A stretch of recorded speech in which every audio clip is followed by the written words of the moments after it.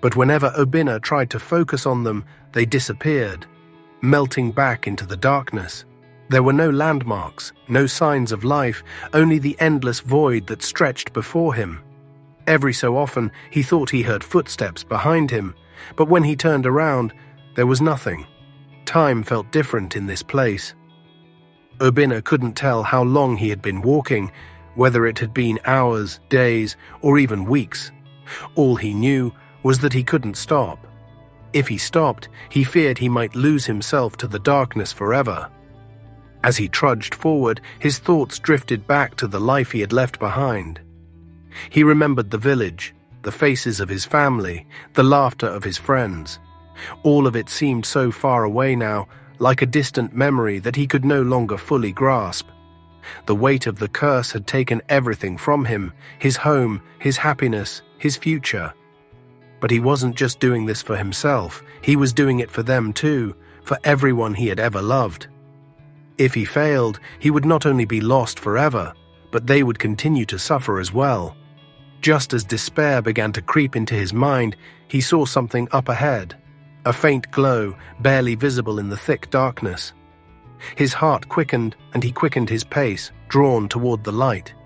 As he got closer, the glow grew stronger, until he could make out a figure standing in the shadows, bathed in a soft, ethereal light. The figure was tall and slender, with a face obscured by a veil of mist.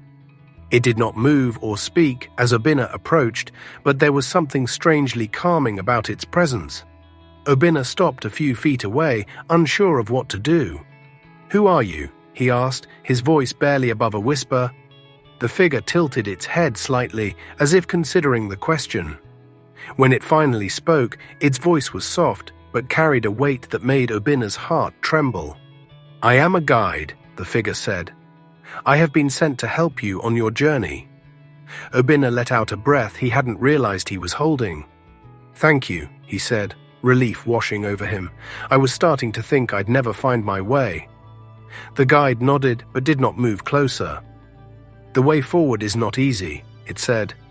"The spirits of the forgotten are restless, and they do not take kindly to intruders. You will face many trials before you reach the end of your journey." Obinna's stomach tightened with anxiety, but he nodded. "I understand," he said. "But I have to do this. I have no other choice." The guide remained silent for a moment, then slowly extended its hand. "Take my hand," it said. "I will lead you through the darkness, but you must trust me completely. If you falter, if you hesitate, the spirits will claim you." Obinna hesitated for a brief moment, fear gnawing at the edges of his mind.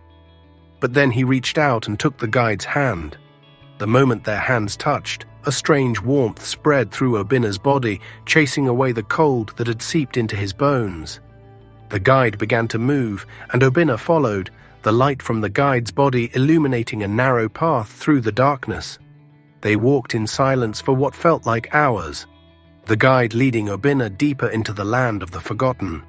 The shadows around them grew thicker, and the air became even colder, but the guide's light never wavered.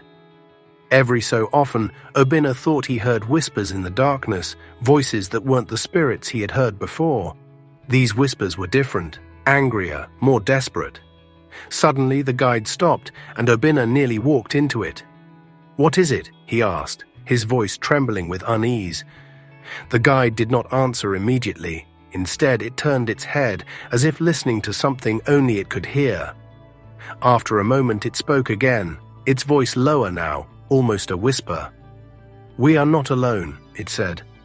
Obinna's heart skipped a beat, and he instinctively looked around, but all he could see was darkness. "What do you mean?" he asked, trying to keep his voice steady. The guide tightened its grip on Obinna's hand. "There are others here," it said, "spirits who have been forgotten, lost to time. They are trapped in this place, and they do not take kindly to those who still have a chance to return to the world of the living."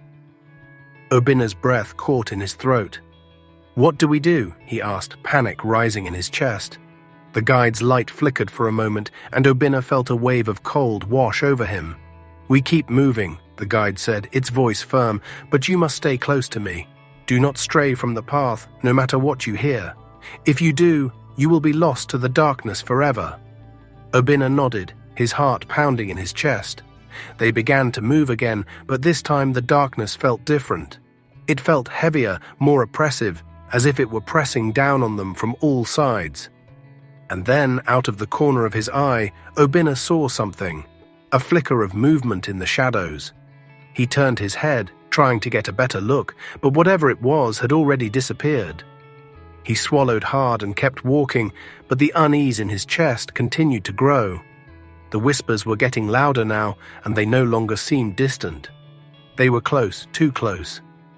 Just as Obinna was about to say something to the guide, a voice echoed in the darkness, louder than the rest. "Obinna," it called, its tone soft and familiar. "Obinna, is that you?"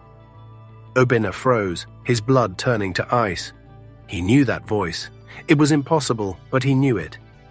"Mother," he whispered, his voice barely audible. The guide's grip tightened painfully on his hand. "Do not listen," it warned, its voice sharp. "It is a trick. The spirits are trying to lure you away." But Obinna couldn't move. He stood frozen in place, his heart pounding in his chest as the voice called out to him again. "Obinna, my son," the voice said, closer now, "why are you here? Come to me, my child. Let me see you." Tears welled up in Obinna's eyes. He hadn't seen his mother in years, not since she had passed away. The sound of her voice brought back a flood of memories, her warmth, her smile, the way she used to hold him when he was scared. "I have to," he began, but the guide cut him off. "No," it said firmly, "it is not real. Your mother is gone. This is the work of the spirits." Whatever happened next? There was no turning back now. Eager to find out what happened next in this story. Comment continue below. Thanks for watching, and don't forget to subscribe to stay updated with our latest releases. We truly appreciate your love and support so far. Let's keep the fire burning.